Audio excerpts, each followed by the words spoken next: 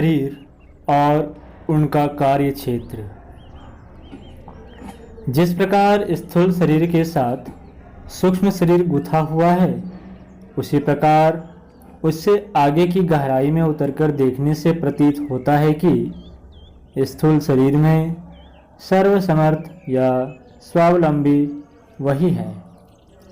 उसके पीछे भी एक अधिक समर्थ सत्ता नियंता की जुड़ी हुई है। उसका नाम है कारण शरीर।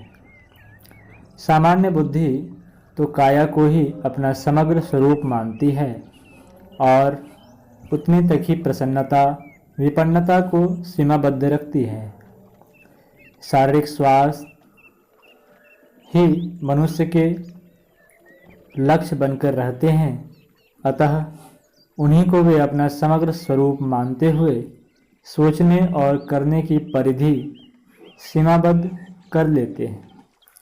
शोभा सज्जा, समर्थता, संपन्नता व सरलता ही शरीर को रूचते हैं, इसलिए उन्हीं के निमित्त समूचा प्रयास नियोजित रहता है। सूक्ष्म शरीर को मोटे रूप में समझने के लिए चेतना के उस पक्ष को आधार मानना पड़ेगा जिसे कल्पना या विचारना कहते हैं, कुशलता, चतुरता भी। स्वभाव और रुझान इस स्तर के साथ जुड़े हुए हैं। शिक्षा, अनुभव और अभ्यास के आधार पर विचार तंत्र का उत्कर्ष किया जाता है। इस दिशा में प्रगतिशील व्यक्तियों को पैनी सूझबूझ वाला, चतुर व विद्वान आदि नामों से जाना जाता है। यह शरीर के साथ समृद्धि बंधनों से बंधा रहता है, इसलिए उसकी दौड़ धूप, कल्पना या इच्छा प्रायः बहिरंग जीवन के निमित्त ही क्रियाशील रहती है। मस्तिष्कीय गतिविधियों को कायिक निर्वाह के लिए सोचने और साधन जुटाने में संलग्न पाया जाता है। कारण शरीर का तत्वज्ञान बढ़ा चढ़ा है, पर उसे सामान्य परिचय में भाव संवेदना कह सकते हैं। भावना, आस्था, प्रेरणा, साहस, विश्वास एवं आदर्श जैसे तत्व इसी क्षेत्र में उभरते हैं। इसी को महामानव स्तर तक विकसित करने की अलौकिकता इसी क्षेत्र में उभरती है। उसकी विकसित स्थिति इतनी समर्थ है कि एकाकी निर्धारण कर सके, अकेला चल सके, आदर्शों के लिए कठिनाइयों को सहन कर सके और बिना डगमगाए उच्च लक्ष्य तक पहुंच सके। योगी, तपस्वी, मनीषी, सुधारक, सृजता इसी स्तर के होते हैं जो मात्र उत्कृष्टता की दिशा में ही कदम बढ़ाते हैं। विचार तंत्र और क्रिया तंत्र के साथ घसीटते चलने की क्षमता परिष्कृत कारण शरीर में ही होती है। साथ ही यह बात भी है कि इस क्षेत्र पर यदि अनैतिक अवांछनीयता अधिकार जमा ले तो व्यक्ति को घिनौने स्तर पर अपराधी और असुर बना देती है। इसलिए व्यक्तित्व का स्वरूप निर्धारित करने एवं उसे भला बुरा व समुन्नत अधःपतित बनाने वाली उमंगें भी यहीं से उठती है।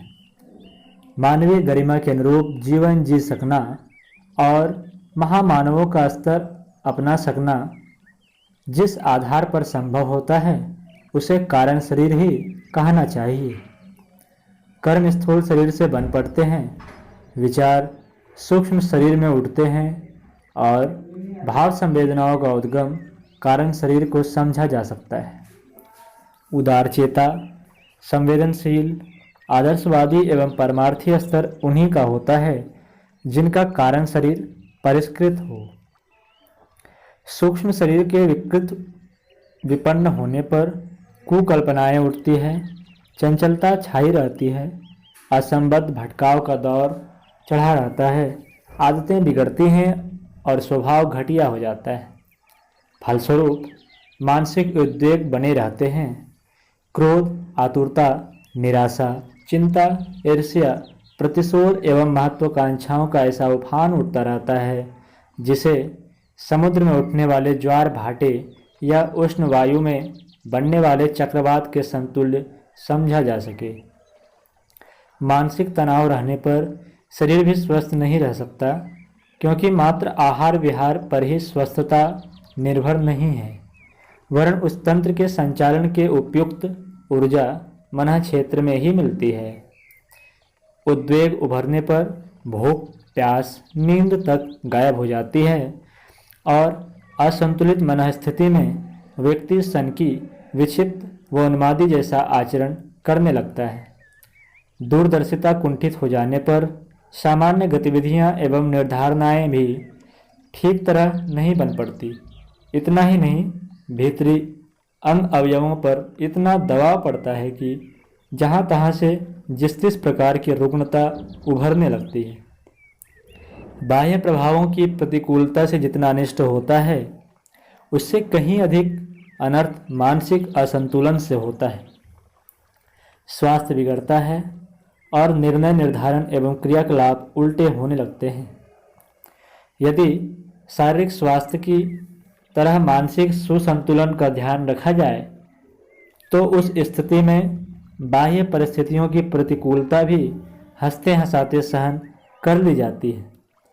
सही चिंतन चलता रहे तो स्वभाव में ऐसी आदतें सम्मिलित नहीं हो पाती जो स्वास्थ्य बिगाड़े, मस्तिष्क को तनावग्रस्त रखें अथवा बेतुके आचरण अपनाने और व्यवहार कुशलता के अभाव में जिस असहनीय विग्रह का सामना करना पड़ता है, उस प्रकार का त्रास सहना पड़े।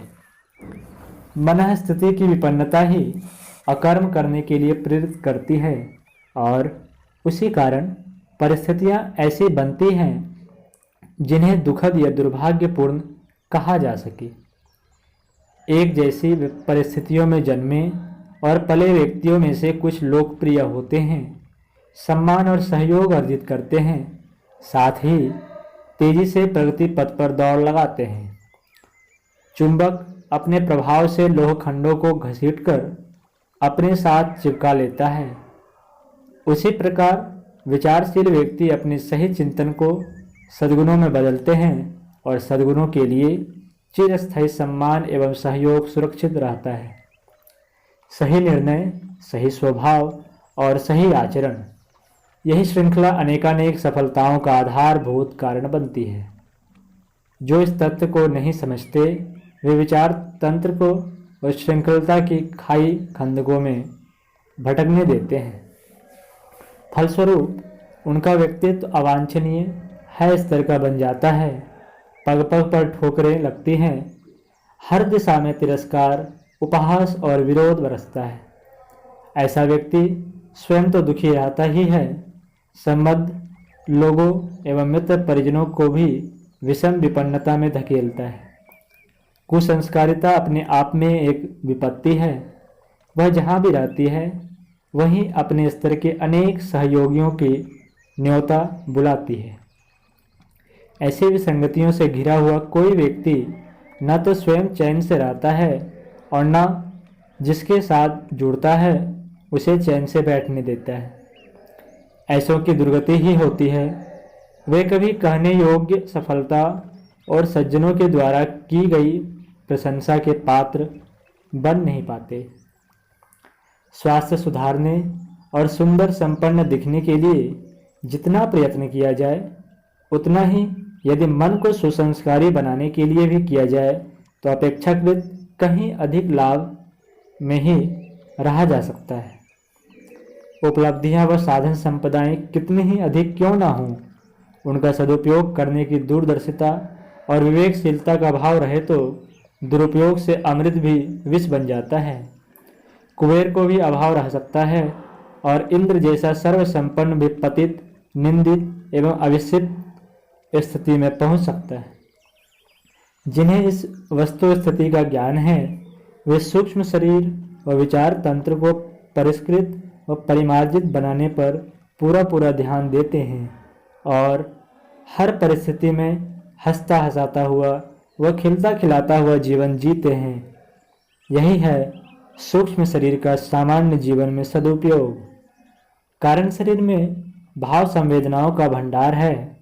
असीम शक्ति का स्रोत यहीं से उभरता है। स्थूल शरीर को विकसित करने के लिए कर्मयोग का, सूक्ष्म शरीर की प्रगति के लिए ज्ञान योग का, और कारण शरीर को समृद्ध बनाने के लिए भक्ति योग का आश्रय लेना पड़ता है।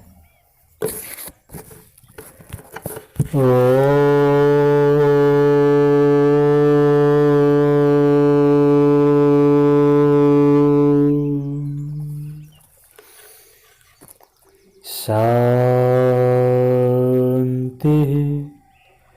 शांति शांति।